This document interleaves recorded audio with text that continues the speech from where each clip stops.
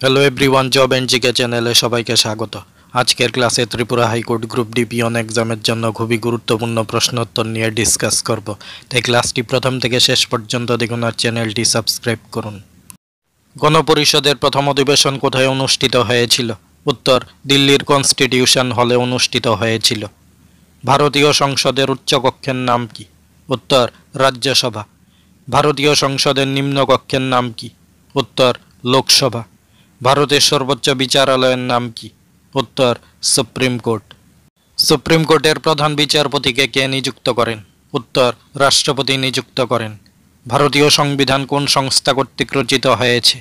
উত্তর, গণপরিষদ কর্তৃক রচিত হয়েছে। গণপরিষদের প্রথম সভাপতি কে ছিলেন?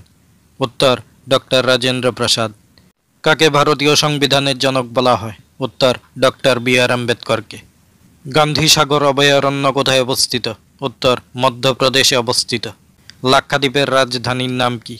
উত্তর, কাভারাত্তি। ভারতের প্রথম রাষ্ট্রপতি কে ছিলেন? উত্তর, ডক্টর রাজেন্দ্র প্রসাদ। ভারতের প্রথম উপরাষ্ট্রপতি কে ছিলেন? উত্তর, ডক্টর সর্বপল্লী রাধাকৃষ্ণন। ভারতের রাজধানী দিল্লিতে কবে স্থানান্তরিত হয়? উত্তর, 1911 সালে। লোকসভার প্রথম অধ্যক্ষ কে ছিলেন? উত্তর, জি ভীমবলঙ্কর। রাজ্যসভায় কে সভাপতিত্ব করেন? উত্তর, উপরাষ্ট্রপতি সভাপতিত্ব করেন। উইংস অফ ফায়ার কার আত্মজীবনী? উত্তর, এপিজে আব্দুল কালামের আত্মজীবনী। পঞ্চায়েত ব্যবস্থার সর্বোচ্চ স্তর কোনটি? উত্তর, জেলা পরিষদ। দিল্লি কোন নদীর তীরে অবস্থিত? উত্তর, যমুনা নদীর তীরে অবস্থিত। আরব সাগরের রানী কাকে বলা হয়? উত্তর, কোচিকে আরব সাগরের রানী বলা হয়। ডেভিস কাপ কোন খেলার সাথে যুক্ত? উত্তর, টেনিস খেলার সাথে যুক্ত। 2024 সালে কেন্দ্রীয় অন্তর্বর্তীকালীন বাজেট কে পেশ করেন? উত্তর, কেন্দ্রীয় অর্থমন্ত্রী নির্মলা সীতারামন পেশ করেন। আসামের বর্তমান রাজ্যপাল পদে কে রয়েছেন? উত্তর, গুলাবচাঁদ কাটারিয়া। ফিনল্যান্ডের নতুন রাষ্ট্রপতি হিসেবে কে নিযুক্ত হলেন? উত্তর, আলেকজান্ডার স্টাব। কোন গ্রহ মর্নিং স্টার হিসেবে পরিচিত?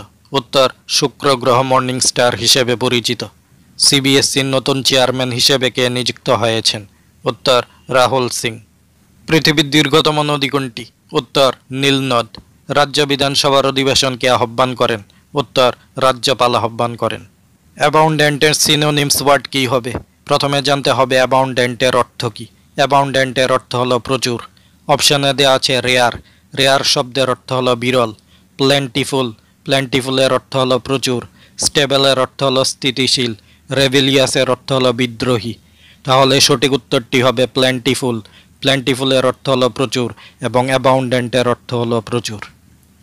পেনসিভের সিনোনিমস ওয়ার্ড কী হবে? পেনসিভের অর্থ হলো চিন্তাশীল। অপশানে দেওয়া আছে থটফুল। থটফুলের অর্থ হলো চিন্তাশীল। মাইন্ডেড। মাইন্ডেডের অর্থ হলো মনের। অ্যানয়ের অর্থ হলো বিরক্ত করা। ফেয়ারের অর্থ হলো ভয়। তাহলে সঠিক উত্তরটি হবে থটফুল, চিন্তাশীল। এগারের সিনোনিমস ওয়ার্ড কী হবে? এগারের অর্থ হলো আগ্রহী। অপশানে দেওয়া আছে ভেরিড। ভেরিডের অর্থ হলো বৈচিত্র্যময়। এক্সাইটেড। এক্সাইটেডের অর্থ হলো অধীর। প্লিজেন্টের অর্থ হলো আনন্দদায়ক। মাইল্ডের অর্থ হলো হালকা। সঠিক উত্তরটি হবে অপশান বি, এক্সাইটেড বা অধীর। ক্যাপ্রিসিয়াসের অ্যান্টোনিমস ওয়ার্ড কী হবে? ক্যাপ্রিসিয়াসের অর্থ হলো কৌতুকপূর্ণ বা হাস্যকর। অপশানে দেওয়া আছে ইম্পালসিভ। ইম্পালসিভের অর্থ হলো আবেগপ্রবণ। কনসিস্টেন্টের অর্থ হলো সামঞ্জস্যপূর্ণ। পার্মানেন্টের অর্থ হলো স্থায়ী। রিয়েলের অর্থ হলো বাস্তব। সঠিক উত্তরটি হবে অপশান এ, ইম্পালসিভ বা আবেগপ্রবণ। বিটারের অ্যান্টোনিমস ওয়ার্ড কী হবে? বিটারের অর্থ হলো তিক্ত। অপশানে দেওয়া আছে হার্শ। হার্শের অর্থ হলো কঠোর। সুইট। সুইটের অর্থ হলো মিষ্টি। কামের অর্থ হলো শান্ত। জেন্টেলের অর্থ হলো মৃদু। সঠিক উত্তরটি হবে অপশান বি, সুইট বা মিষ্টি। নেভিউলাসের অ্যান্টোনিমস ওয়ার্ড কী হবে? নেভিউলাসের অর্থ হলো আবছা বা অস্পষ্ট। অপশনে দেওয়া আছে আনক্লিয়ার। আনক্লিয়ারের অর্থ হলো অস্পষ্ট। ক্লিয়ার। ক্লিয়ারের অর্থ হলো পরিষ্কার। অ্যাফ্লুয়েন্ট। অ্যাফ্লুয়েন্টের অর্থ হলো সমৃদ্ধ। রিয়েলিস্টিকের অর্থ হলো বাস্তবসম্মত। সঠিক উত্তরটি হবে অপশন বি, ক্লিয়ার বা পরিষ্কার। জেনারেল নলেজ, কারেন্ট অ্যাফেয়ার্স এবং ইংলিশ থেকে আলোচিত এই প্রশ্নগুলো Tripura high court group D written এক্সামের জন্য খুবই গুরুত্বপূর্ণ। Tripura high court group D written এক্সামের জন্য আরও গুরুত্বপূর্ণ ক্লাস পেতে চ্যানেলটি সাবস্ক্রাইব করুন। সবাইকে ধন্যবাদ।